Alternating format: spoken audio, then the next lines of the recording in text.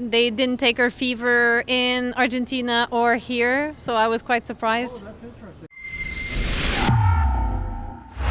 David Menzies for Rebel News here at Pearson International Airport in Toronto. Well, folks, I'm here once again to interview people deplaning from a flight that came into Toronto from Buenos Aires, Argentina.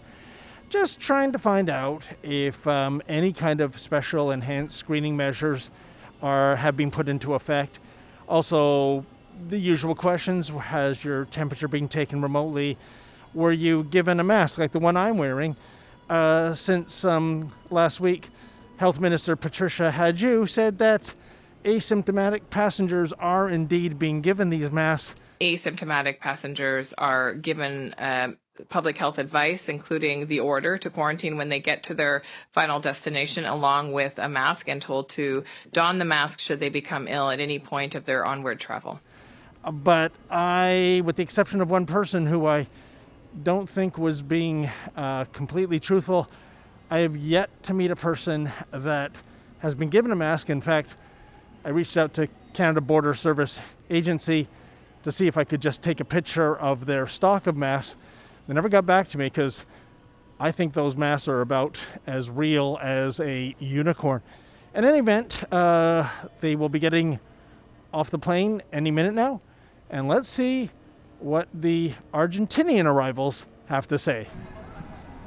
Hi, ladies. Did you just get off the flight from Argentina? Yes. Yes. I'm just asking people, ma'am, did you go through any kind of special screening here in Toronto? No. Not really. Not really. And the agents didn't tell you anything special? Or? No. Yes, they did give us something telling us we have to do the 14-day quarantine. We'll be doing probably more than that, I'm sure. Oh, okay. Oh, well, it's a mandatory quarantine. Okay. Basically, you have to self-isolate for 14 days. And did anyone take your temperature? No. But they didn't take her fever in Argentina or here, so I was quite surprised. Oh, that's interesting. No, only when we entered the airport in Argentina they did. Oh, that's very interesting. Yeah. So in Argentina they do it, but not here in Canada. Yeah, no, they did. Well, I guess if we were good enough to board, we're good enough to get off. All right. No. And did anyone take your temperature?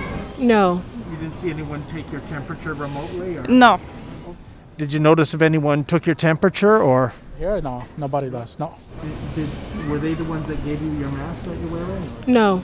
No, it's our own. It's your own. Yeah. No, we actually have our own, but I feel safe.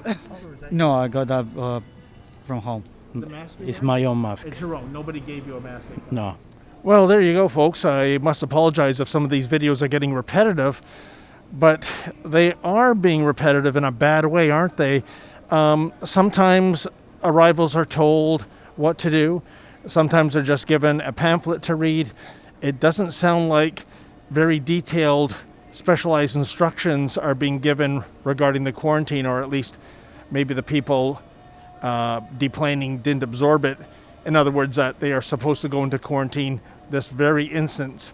They cannot stop on the way home, even for food or gasoline. But you know, it's kind of funny. This is I know a lot of people believe that foreign flights have ended to Canada with the borders being closed. As always with the Trudeau Liberals, read the fine print. There are plenty of loopholes, and there are plenty of people from foreign destinations coming into Canada, including up to 5 to 10 flights per day from the epicenter, China. But then again, Patricia Hadjiou has complete faith that the Chinese officials are telling the truth when it comes to the number of infected and the number of dead. That's what she said last week.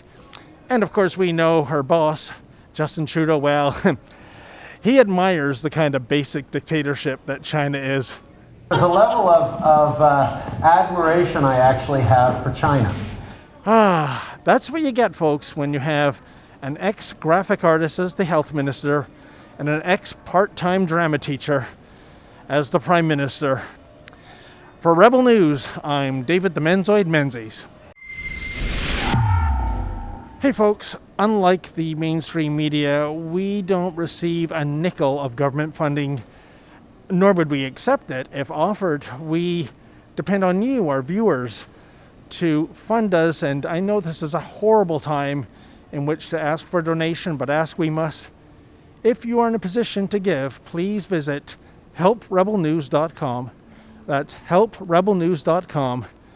Kick in whatever you can afford and allow us to continue to bring you the other side of the story.